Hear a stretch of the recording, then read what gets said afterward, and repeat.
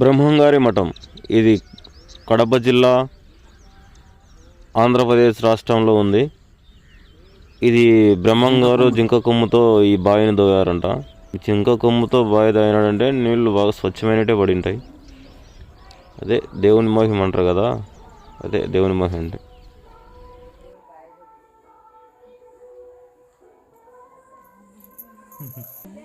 ఎంతమంది వచ్చి తోదురు, ఎంతమంది తెలిసిన వాళ్ళు కన్ను మూసుకొని మా సంగీత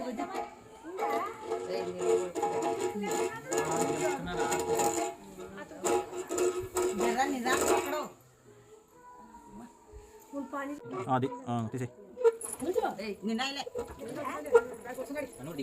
బ్రహ్మంగారి బావి తోగిన బావిలో నీళ్ళు స్వచ్ఛమైన నీరు తాగితే ఆరోగ్యాలు నిజంగా చూడు కాంతి